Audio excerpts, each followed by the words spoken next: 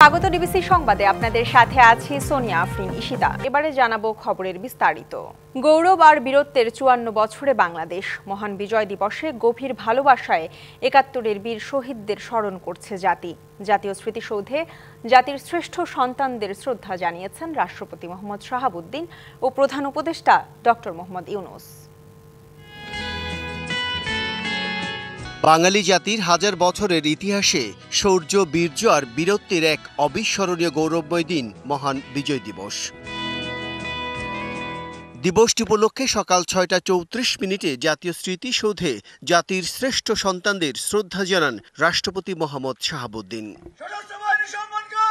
এ সময় রাষ্ট্রপতি মুক্তিযুদ্ধের বীর শহীদদের স্মরণে কিছুক্ষণ নীরবে দাঁড়িয়ে থাকেন।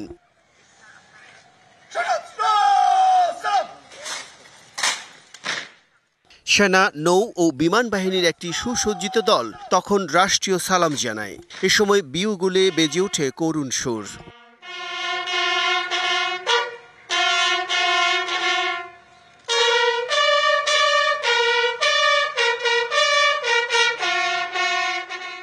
পরে জাতীয় স্মৃতিসৌধে শ্রদ্ধা নিবেদনের পর উপস্থিত যুদ্ধাহত মুক্তিযোদ্ধা ও শহীদ পরিবারের সদস্যদের সঙ্গে কুশল বিনিময় করেন রাষ্ট্রপতি।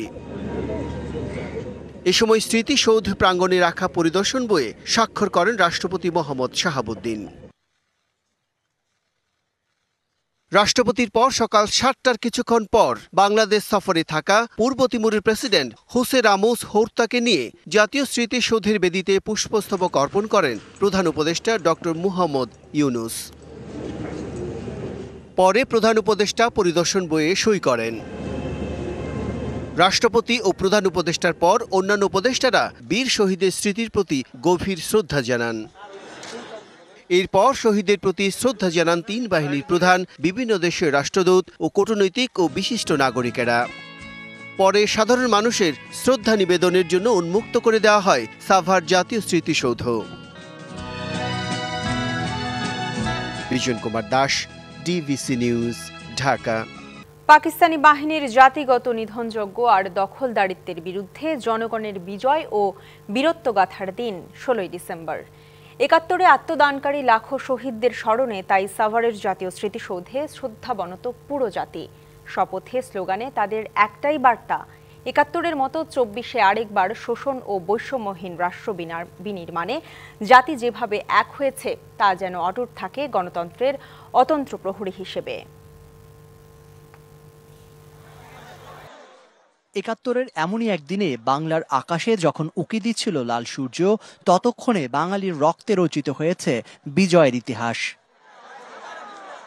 রক্তের অক্ষরে আঁকা লাল সবুজ পতাকা ছিনিয়ে এনে যারা উপহার দিয়েছেন বিজয়ের সুবাতাস, সেই শ্রেষ্ঠ সন্তানদের শ্রদ্ধা ভরে স্মরণ করল জাতি। ২ লাখ নির্যাতিতা নারীর করুণ আর্তনাদ, সন্তানহারা মায়ের নীরব অশ্রু আর ৩০ লাখ তাজা প্রাণ যেন একাকার হয়ে আছে বিজয়ের এই লাল সবুজ পতাকায়, যা জাতিকে সাহস যোগায়, অনুপ্রেরণা যোগায় বীরত্বের সোপানে এগিয়ে যাবার। আমি যে এই পতাকাটা ধরে আছি, লাল সবুজের পতাকা, এটা ধরে আমার খুব ভালো লাগছে। ৭১-এর যে শহীদরা তাদের রক্ত দিয়ে এই লাল সবুজ পতাকা অর্জন করেছে, আমরা তাদের জন্য গভীরভাবে শ্রদ্ধা নিবেদন করব। যে লাল সবুজের শাড়ি পতাকা, এটা যুগে যুগে আমাদের একটা সাহস, একটা প্রেরণা দেয়। ৭১-এ বাংলার অকুতোভয় দামাল ছেলেরা যে স্বপ্ন ডানায় ভর করে হাতের মুঠোয় প্রাণ নিয়ে পাকিস্তানিদের তপ্ত বুলেটের সামনে বুক উঁচু করে দাঁড়িয়েছিল, সেই স্বপ্ন পূরণে তারই পুনরাবৃত্তি এই ২৪-এ আবার করে দেখিয়েছে শহীদদের উত্তরসূরিরা। রক্তের বিনিময়ে যে স্বাধীনতা আমরা অর্জন করেছি, এই স্বাধীনতাকে আমাদের রক্ষা করতে হবে। যখনই দেশে অন্যায় হবে, সবাই যাতে এগিয়ে আসে এবং এই দুর্নীতির বিরুদ্ধে রুখে দাঁড়ায়। ১৯৫২ সালে ভাষা আন্দোলন দিয়েছে তরুণরা, ভবিষ্যতে ইনশাল্লাহ এই তরুণরা ঐক্যবদ্ধ থাকবে এবং সকল অনিয়মকে ভেঙে চুরে গুড়িয়ে দেবে, সে যে কোনো সরকার হোক। তবে বিজয়ের ৫ দশক পরও লাল সবুজ পতাকার কাছে নানা প্রশ্নের উত্তর খোঁজেন অনেকে। ৫২-র ভাষা আন্দোলনে বাঙালি যে রক্ত দিয়েছিল তাতে ফুটেছিল স্বাধীনতার কলি। তাকে বিজয়ের ফুলে পরিণত করেছিল ৭১-এ ঝরে যাওয়া লাখো শহীদের এক সাগর রক্ত। সেই রক্তঋণ শোধ করার প্রবল তাড়নায় বিজয়ের ৫ দশক পর এই ২৪-এ বীর শহীদদের স্বপ্নের বাংলাদেশ বিনির্মাণে অকাতরে আত্মাহুতি দিয়েছে তরুণ ছাত্র জনতা।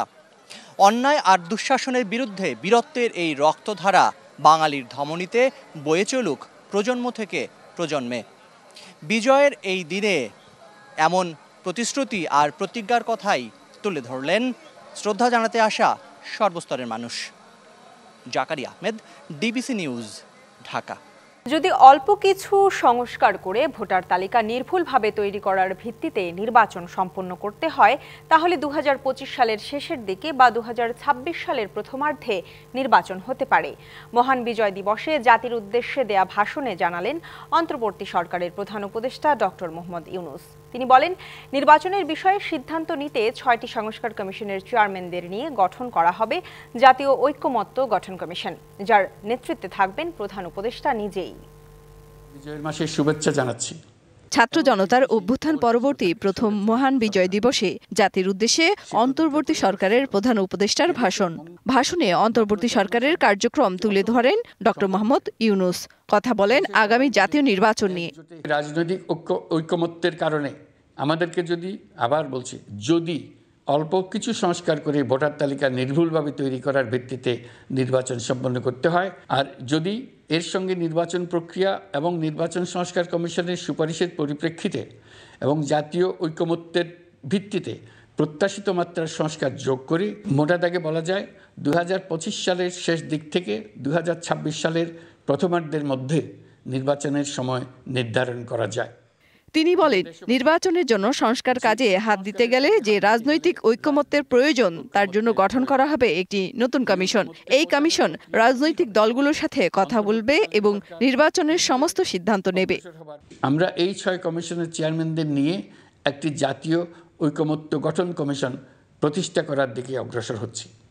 এর কাজ হবে রাজনৈতিক দল সহ সকল পক্ষের সঙ্গে মতামত বিনিময় করে যে সমস্ত বিষয়ে ঐকমত্য স্থাপন হবে সেগুলো চিহ্নিত করা এবং বাস্তবায়নের জন্য সুপারিশ করা।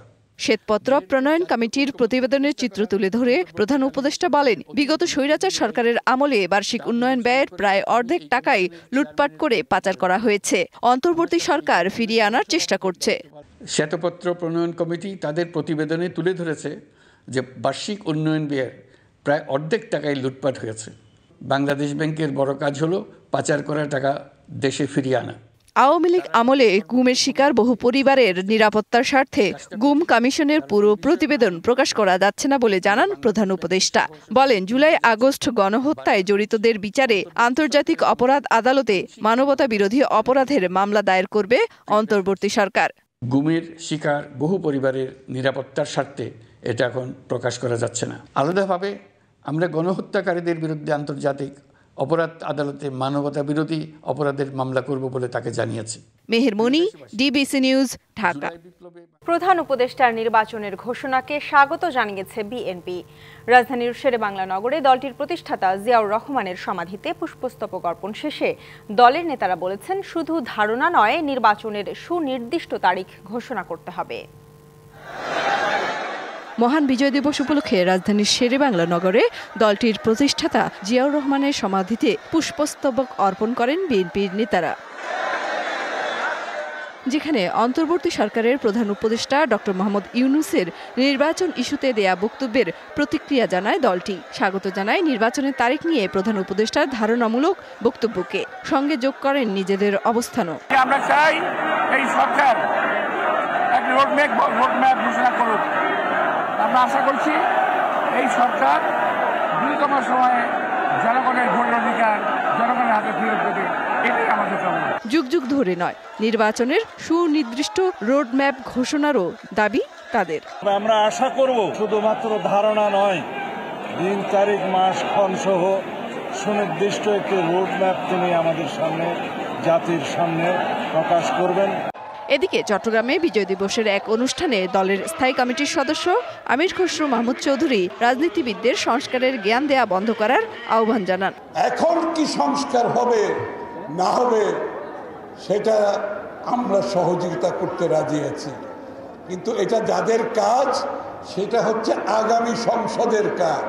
আর যেখানে বিগত দিনে রাজনীতিবিদরা সফল হয় নাই, রাজনীতিবিদদের তার জন্য জনগণের কাছে দায়বদ্ধতা জবাবদিহিতা থাকবে এবং রাজনীতিবিদরা তার পরিপ্রেক্ষিতে তাদের আগামী দিনের রাজনীতির পথ সঠিক পথে চালাবে, সেটাই গণতন্ত্র, এর বাইরে যাওয়ার কোনো সুযোগ নাই। নির্বাচিত সরকার না আসা পর্যন্ত দেশের কোনো সমস্যার সমাধান হবে না বলেও মন্তব্য করেন এসব নেতারা। মেহের মনি, ডিবিসি নিউজ, ঢাকা। জুলাই গণ অভ্যুত্থানের মধ্য দিয়ে আগামীর বাংলাদেশ হবে বৈষম্যমুক্ত, এমন প্রত্যাশার কথা জানিয়েছেন ছাত্র জনতা। তারা বলছেন, অন্যায় অবিচার দূর করে দুর্নীতিমুক্ত দেশ ও নাগরিক অধিকার প্রতিষ্ঠা এখন সময়ের দাবি। মহান বিজয় দিবসে সকালে কেন্দ্রীয় শহীদ মিনার থেকে বিজয় শোভাযাত্রা শুরুর আগে এসব কথা বলেন বৈষম্য বিরোধী ছাত্র আন্দোলনের নেতারা। সেখানে আসেন জুলাইয়ের আহত ও শহীদ পরিবারের সদস্যরাও। মহান বিজয় দিবস উপলক্ষে কেন্দ্রীয় শহীদ মিনারে জড়ো হতে থাকে বৈষম্য বিরোধী ছাত্র আন্দোলনকারীরা। আসেন আরো অনেকে। মানুষের ঢল নামে কেন্দ্রীয় শহীদ মিনারে, সবার কণ্ঠে একটাই প্রত্যাশা, আগামীর সুন্দর বাংলাদেশ। এই যত ধরনের বৈষম্য আছে, আমরা চাই যে সকল বৈষম্য উতরে আমরা একটি ঐক্যবদ্ধ বাংলাদেশ দেখতে চাই। আজকের আমাদের এই বিজয় দিবস সবার জন্য, এবং এই বিজয় দিবস আমরা অনেক ভালো মতো সুন্দরভাবে উদযাপন করছি এবং সবকিছু ভালো লাগছে। পরে একটি বর্ণাঢ্য বিজয় র্যালি বের হয় ঢাকা বিশ্ববিদ্যালয় এলাকা ঘুরে, তা শেষ হয় শহীদ মিনারে। হুঁশিয়ারি দেন, এদেশে নতুন করে কোনো স্বৈরাচার মাথাচাড়া দিলে কঠোরভাবে তা প্রতিহত করার। আগামীর বাংলাদেশ হবে ৭১-এ যে বাংলাদেশ দেখতে চেয়েছিল, ২৪-এ সেম একই বাংলাদেশ দেখতে ছিল, ক্ষুধামুক্ত, দারিদ্র্যমুক্ত এবং স্বৈরাচার মুক্ত এবং স্বাধীন সার্বভৌমত্ব একটি রাষ্ট্র হিসেবে গড়বে। যারা ওই সময় আসলে মুক্তিযোদ্ধা ছিল, যারা আসলে ওই সময় আসলে বিজয়টা ফিল করেছে, তারা আসলে যেই ফিল নিয়ে বিজয়টা উদযাপন করেছিল, এইবার ২৪-এ নতুন করে বাংলাদেশ হওয়ার পরে, নতুন বাংলাদেশ দেখার পরে আসলে ২৪ এবং ৭১কে নিয়ে এই বিজয় দিবসটা আসলে আমি ফিল করছি। বিগত কয়েক বছর দেশের মানুষ বিজয় উদযাপন করতে পারেনি উল্লেখ করে ছাত্ররা বলেন, জুলাই অভ্যুত্থানের মধ্য দিয়ে জাতি আজ নির্বিঘ্নে বিজয় উদযাপন করতে পারছে। স্বাধীনতা মূলত একটা দলের কাছেই সীমাবদ্ধ ছিল, আর বাংলাদেশে আরো অনেক মতের মানুষ যে স্বাধীনতা ধারণ করে অনেকে বিশ্বাস করতো না। তো এখন দেখা যাচ্ছে দলমত নির্বিশেষে সবাই শহীদ মিনারে আসছে, বিজয় দিবস পালন করতেছে স্বতঃস্ফূর্তভাবে। জুলাই বিপ্লবে পাওয়া আজকের বাংলাদেশ আগামীর পথে হাঁটবে রাজনৈতিক স্থিতিশীলতায়, এমন প্রত্যাশা এসব তরুণদের। Rakib Hossain, DBC news, Dhaka. বিজয় দিবসের ছুটিতে কক্সবাজারে ভিড় বেড়েছে পর্যটকদের। সেখানে আছেন সহকর্মী শঙ্কর বড়ুয়া রুমি। আমরা সরাসরি যুক্ত হচ্ছি তার সাথে।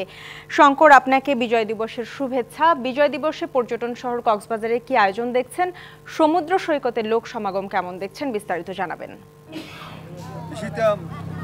আজ মহান বিজয় দিবসে কিন্তু কক্সবাজারে বিপুল সংখ্যক পর্যটক সমাগম ঘটেছে, এমনটি আমরা জেনেছি। হোটেল মোটেল সহ পর্যটন সংশ্লিষ্ট ব্যবসায়ীদের সঙ্গে কথা বলেছি, তারা জানিয়েছে ১.৫ লাখের বেশি পর্যটক আজকে কক্সবাজারে অবস্থান করছেন। কক্সবাজারে যে ৫৫০ শতাধিক হোটেল মোটেল রয়েছে, তার ৯০% বেশি হোটেল কক্ষ বুকিং রয়েছে, এমনটি এই তথ্য আমরা জেনেছি। আগামী ২১ তারিখ পর্যন্ত পর্যটন আগমনের এই রকম চিত্র অব্যাহত থাকবে, পর্যটন সংশ্লিষ্টরা এমনটি কথা বলছেন।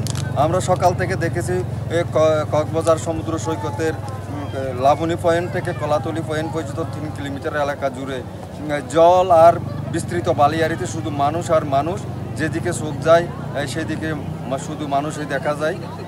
এসব ভ্রমণ পিপাসুরা সৈকতের বালিয়াড়িতে কিটকটে বসে উপভোগ করছেন। কেউ ঘোড়ায় চড়ে, কেউ বিচ বাইকে চড়ে, আবার কেউ সাগর জলের জেটস্কিতে চড়ে আনন্দ উপভোগ করছেন। আবার অনেকে বিক্ষিপ্তভাবে সৈকতে ঘোরাঘুরি করে আনন্দ মেতেছেন। আবার কেউ কিন্তু ছবি তুলে নিজেদের ভ্রমণের স্মৃতি ধারণ করছেন। আর এই ধরনের চিত্র কিন্তু আগামী ২১ তারিখ পর্যন্ত, ২১ ডিসেম্বর পর্যন্ত অব্যাহত থাকবে, পর্যটন সংশ্লিষ্টরা এমনটি কথা বলছেন। আর ট্যুরিস্ট পুলিশ পর্যটকদের সার্বিক নিরাপত্তা এবং হয়রানি রোধে সার্বিক প্রস্তুতির কথাও জানিয়েছেন। আর আগত পর্যটকরা কক্সবাজার সমুদ্র সৈকতের পাশাপাশি ইনানি আর পাটুয়ারটেকের পাথুরে সৈকত, হিমছড়ি ঝর্ণা, কক্সবাজার শহরের বাণিজ্য মার্কেট, রামুর বৌদ্ধ মন্দির, মহেশখালীর আদিনাথ মন্দির, প্রবালদি সেন্ট মার্টিনেও ঘুরে বেড়াচ্ছেন, এমনটি আমরা জেনেছি। এবং এই সমস্ত বিনোদন কেন্দ্রও কিন্তু পর্যটকদের পদবারে মুখরিত, আমরা এমনটি তথ্য পেয়েছি। আর কক্সবাজার এবারের বিজয় দিবসে জেলা জেলা স্টেডিয়াম নামে পরিচিত বিশিষ্ট শহীদ রুহুল আমিন স্টেডিয়ামে এবারে কোনো ধরনের জেলা প্রশাসনের পক্ষ থেকে কুচকাওয়াজের আয়োজন হয়নি। তবে নিউ সার্কিট হাউসে কিন্তু আমরা দেখেছি সেখানে তোপধ্বনির মাধ্যমে সকালে বিজয় দিবসের সূচনা করা হয় এবং পরবর্তীতে জাতীয় পতাকা উত্তোলন করা হয় এবং সরকারিভাবে যে আলোচনা সভা সেই আয়োজন আর বিভিন্ন সাংস্কৃতিক সংগঠন নিজেদের উদ্যোগে বিজয়ের অনুষ্ঠানমালা আয়োজন করেছেন এমনটি তথ্য আমরা পেয়েছি। এবং বিকেল গড়াতে কিন্তু পর্যটকের আগমনের সংখ্যা স্বগতে আরও বাড়তে শুরু করেছে এবং পর্যটকরা কিন্তু অনেকে এই হোটেল কক্ষ না পেয়ে যারা আগাম বুকিং দিতে পারেন নাই তারা কিন্তু হোটেল কক্ষ না পেয়ে বিভিন্ন হোটেলে ঘুরে বেড়াচ্ছেন এমনটি চিত্র আমরা পেয়েছি। আর এই ছিল কক্সবাজার সমুদ্র সৈকত থেকে সর্বশেষ। শঙ্কর বড়ুয়া রুমি, আপনাকে অসংখ্য ধন্যবাদ আমাদের সাথে যুক্ত হবার জন্য। শৃঙ্খলা ভঙ্গের দায়ে রাজশাহীর সারদা পুলিশ একাডেমিতে প্রশিক্ষণরত 40তম বিসিএস এর 25 এএসপি-কে শোকজ করা হয়েছে। রবিবার পুলিশ সুপার তানভীর সালেহিন ইমনের সই করা এক আদেশে আগামী 3 দিনের মধ্যে তাদের শোকজের লিখিত জবাব দিতে বলা হয়েছে। এর আগে 19 নভেম্বর 40তম বিসিএস পুলিশ ব্যাচের শিক্ষানবিশ সহকারী পুলিশ সুপারদের প্রশিক্ষণ সমাপনী কুচকাওয়াজ অনুষ্ঠান স্থগিত করা হয়। একই সঙ্গে স্থগিত করা হয়েছে প্রশিক্ষণরত 40তম ক্যাডেট এসআইদের সমাপনী কুচকাওয়াজ অনুষ্ঠানও। 2025 সালের শেষে বা 2026 সালের জানুয়ারিতে জাতীয় নির্বাচন হতে পারে। প্রধান উপদেষ্টা ঘোষিত এই সময়ের মধ্যে ভোট আয়োজন করতে প্রস্তুত নির্বাচন কমিশন। দুপুরে ডিবিসি নিউজকে এমনটি জানিয়েছেন নির্বাচন কমিশনার তাহমিদা আহমদ।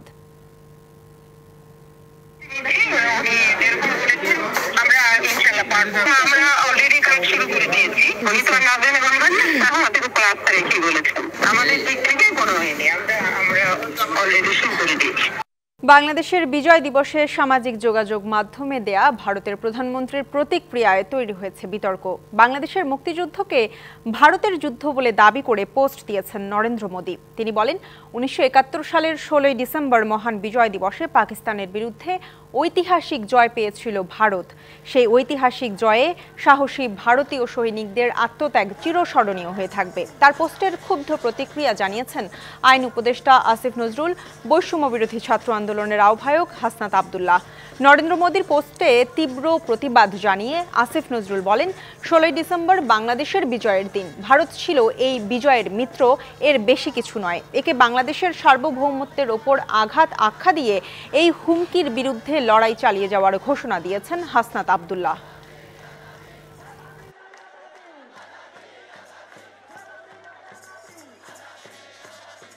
মোদি দাবি করেছেন যে এই যুদ্ধটা এটা শুধু ভারতের একটা যুদ্ধ ছিল এবং এটাকে তারা ভারতের স্বাধীনতা দিবস হিসেবে আজকে পালন করছে। এটাকে আমরা বাংলাদেশের স্বাধীনতা এবং অখণ্ডতার উপরে আমরা হুমকি মনে করছি। এক্ষেত্রে কোনো ভারতীয় আগ্রাসন, কোনো বিদেশি আগ্রাসন, কোনো বহিঃশক্তির কোনো আক্রমণ, অখণ্ডতার প্রতি হুমকি নিয়ে বাংলাদেশ আর থাকবে না। বাংলাদেশ নিজের ভূখণ্ডে একটা কমিউনিটি হয়ে উঠবে। বাতাসে কমে গেছে আর্দ্রতা, প্রকৃতিতে বেড়েছে শীতের তীব্রতা। হেমন্তের পর প্রকৃতিতে কনকনে শীত নিয়ে এলো পৌষ। টানা 4 দিন ধরে মৃদু শৈত্য প্রবাহের কবলে উত্তরের জেলা পঞ্চগড়। কুয়াশা আর হিমেল বাতাসে কাহিল মানুষজন। উত্তরের এ জেলায় কুয়াশায় ঢাকা পড়েছে পথঘাট। আজ রেকর্ড করা হয়েছে সর্বনিম্ন তাপমাত্রা 9.4 ডিগ্রি সেলসিয়াস। এই শীতে ডায়রিয়া, শ্বাসকষ্ট সহ শীতজনিত নানান রোগে আক্রান্ত হচ্ছে বয়স্ক ও শিশুরা। চুয়াডাঙ্গায় তাপমাত্রা কিছুটা বাড়লেও শীতের দাপট অব্যাহত রয়েছে। রেকর্ড করা হয়েছে 11.3 ডিগ্রি সেলসিয়াস। শীত উপেক্ষা করেই কাজের সন্ধানে বেরিয়েছে শ্রমজীবী ও দিনমজুররা। কাজের জন্য দীর্ঘ সময় অপেক্ষা করেও অনেকে কাজ না পেয়ে ফিরে গেছেন। দক্ষিণের জনপদ ঝালকাঠিতে জেঁকে বসেছে তীব্র শীত।